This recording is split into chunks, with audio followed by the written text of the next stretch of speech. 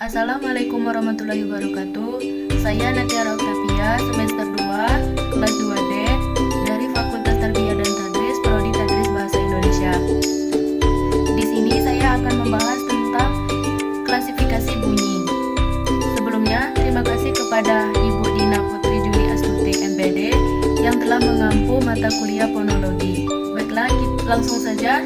Bunyi vokal adalah jenis bunyi bahasa yang ketika dihasilkan atau diproduksi harus keluar dari glotis, tidak mendapatkan hambatan dari alat ucap, melainkan hanya diganggu oleh posisi lidah, baik vertikal maupun horizontal, dan bentuk bunyi mulut.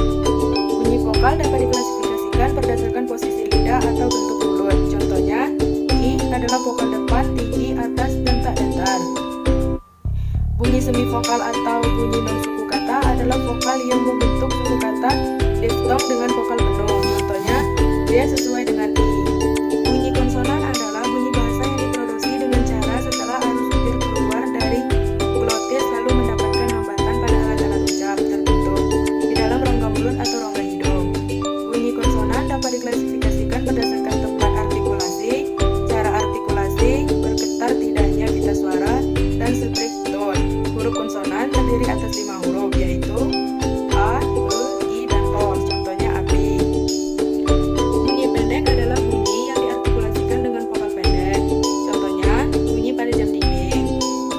Sedangkan bunyi panjang adalah bunyi yang diartikulasikan dengan vokal panjang. Contohnya bunyi pada musik.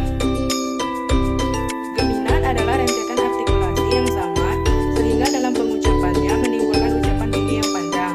Contohnya Allah dan Assalamualaikum. Sedangkan yang homorgan adalah bunyi-bunyi yang terbentuk dari alat atau daerah artikulasi yang sama. Contohnya alporal T, bilabial P, dan falatak C. Baiklah, kita beralih ke bunyi segmental dan suprasegmental. Bunyi segmental adalah bunyi bahasa yang dapat dipilah atau disegmentasi. Contohnya dada, karena dengan pengucapan intonasi tertentu.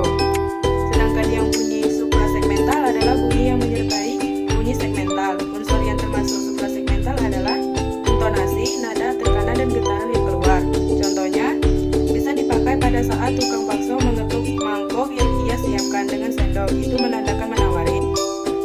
Bunyi agresif adalah bunyi yang dibentuk dengan cara mengeluarkan arus udara dari dalam paru-paru.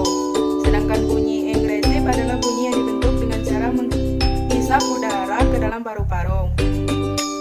Bunyi oral adalah bunyi yang terjadi karena langi-langi dari ujung anak tegak menaik menutupi rongga hidung, sehingga udaranya melalui mulut saja. Sedangkan bunyi nasal adalah bunyi yang terjadi apabila udara keluar atau disertai keluarnya udara melalui rongga hidung dengan cara menurunkan langit-langit lunak beserta ujung tungkaknya. Contohnya M, N, dan U.